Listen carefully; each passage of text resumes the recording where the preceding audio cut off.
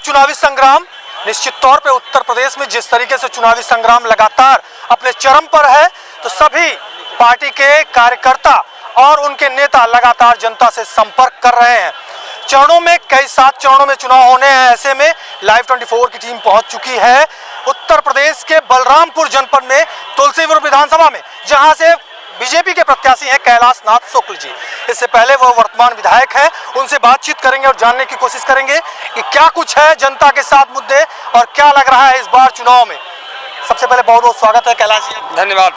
कैलाश जी, क्या लगता है ये सभा देख के, ये जनसैलाब देख के क्या लगता है जीत हो जाएगी? जनता का जिस प्रकार से समर्थन और आशीर्वाद मिल रहा है उससे मुझे लग रहा है कि निश्चित रूप से 2022 के इस महासमर में जनता का आशीर्वाद मेरे साथ है और मैं विजयी होऊंगा। अगर महासंग्राम की बात करें उत्तर प्रदेश विधानसभा की, तो लगातार पार्टियां रैलियां कर रही हैं और एक दूसरे के ऊपर आरोप प्रत्यारोप का दौर चल रहा है। कई लोग ये कहते हैं योगी आदित्यनाथ की सरकार बनेगी तो फिर से बुलडोजर चलेगा। बुलडोजर की बात आपकी सभाओं में भी चलती रहती है, तो क्या लगता है कि ये विकास की बात ना करके लोग आज एक दूसरे पर वार कर रहे हैं? अब आपने एक तरफा सुना है, बुलडोजर चलेगा तो केवल अपराधी और समाज के लिए जो संकट पैदा करने वाले हैं उन तत्वों पर चलेगा, और विकास के लिए तो जो सारा समाज, उसके लिए हमारे योगी और मोदी जी प्रतिबद्ध हैं। विकास हुआ है और आगे भी होगा। अगर तुलसीपुर विधानसभा की बात करें तो कितना विकास हो गया और कितने की बारी है? जैसे ही आप फिर से विधायक होते हैं, क्या कुछ करने की तैयारी है? ये हमारा जिस सड़क के सामने आप खड़े हैं, ये चौधरी डी तुलसीपुर देवी पाटन मार्ग सपा के शासनकाल में, बसपा के शासनकाल में बहुत ही दीनहीन और जीर्ण शीर्ण था, इसलिए आवागमन लायक नहीं था। सपा की सरकार भी बीत गई, बसपा की बीत गई, लेकिन एक टोकरी रोड़ा भी किसी ने नहीं डाला विकास के नाम पर। यह योगी और मोदी के शासनकाल में जब 2017 में मेरी सरकार आई तो मेरे प्रयास से ये सड़क देवी पाटन शक्तिपीठ को और सरस्वती सीमा तक जोड़ने वाली सड़क बनी। इस पर आप चाय का प्याला लेकर देवी पाटन से आइए, सरस्वती में घुस जाइए, कहीं आपको परेशानी नहीं आएगी। इसी प्रकार से तहसील मुख्यालय तुलसीपुर को जिला मुख्यालय से जोड़ने वाली सड़क की बात हो, वह भी चाक चौबंद हो गई है। हमारे महाराजगंज से ललिया को जाने वाला सड़क हो, उसको भी चौड़ीकरण करके और टू लेन किया गया है। हमारे इसी हरैया में स्वास्थ्य की बड़ी समस्या थी, मैंने यही हरैया में CHC का निर्माण कराया, तो चाहे जो जिस क्षेत्र में भी देखें बिजली की स्थिति अभूतपूर्व सुधार हुआ है। इसके पहले लोग बिजली के लिए तरसते थे, लेकिन उत्तर प्रदेश में योगी की सरकार आने के बाद बिजली की आज स्थिति यह है कि शहर और गांव में कोई भेद ही नहीं रह गया है। जो काम कुछ शेष है, जैसे हमारा हरिहरगंज ललिया बनकटवा मार्ग, वह भी स्वीकृत हो चुका है। शासनादेश जारी होने के पहले चूंकि निर्वाचन आयोग की सूचना जारी हो गई, इसलिए वो काम वहीं रुक गया।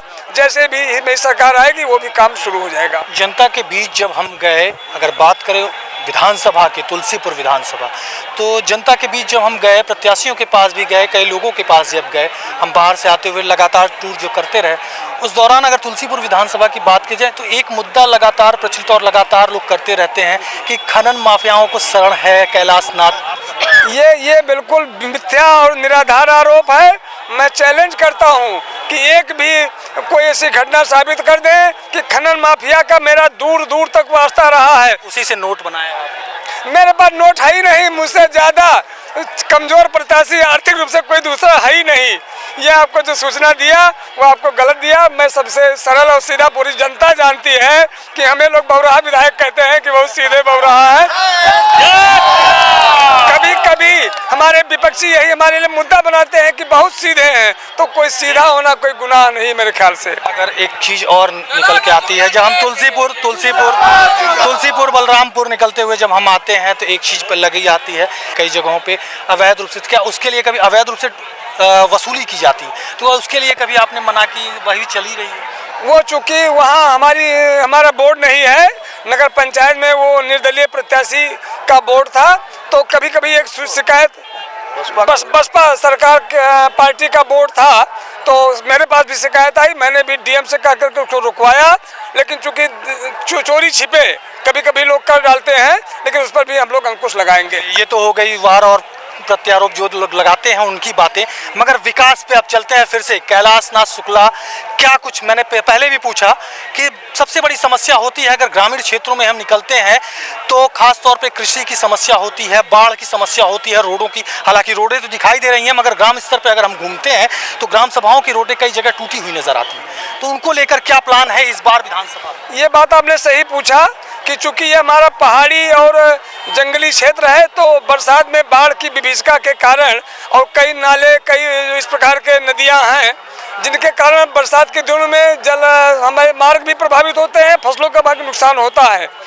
जैसे खरझार नाला है, बूढ़ी राप्ती है, तो इसमें ये प्राकृतिक और नैसर्गिक समस्या है।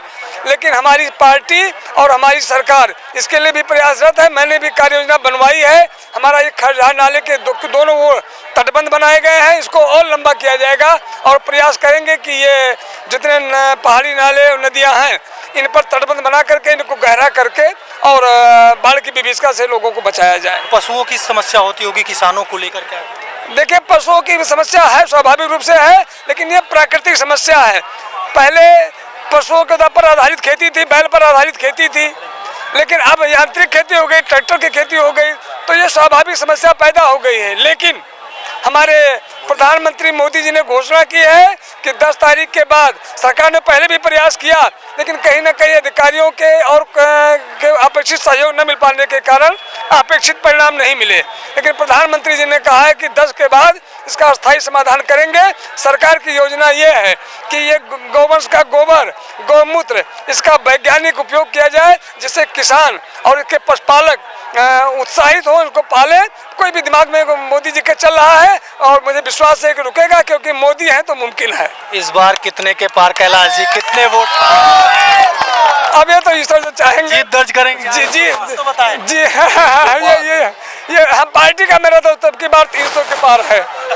और निश्चित तौर पे ये जो बात कही जाती, कैलाशनाथ शुक्ला जो अपने मुंह से भी कह रहे हैं कि बहुरावा विधायक कहा जाता है उन्हें, बहुरावा विधायक, मगर बातों से तो ऐसा नहीं लगता, वो मजे हुए राजनीति के खिलाड़ी लगते हैं। मगर देखने वाली बात होगी कि 10 मार्च को, 3 मार्च को हालांकि वोटिंग है, मगर 10 मार्च को किसके सर होता है ताज, ये तो आने वाला वक्त ही बताएगा। कैमरा पर्सन सफीक के साथ अविनाश त्रिपाठी, लाइव 24, तुलसीपुर।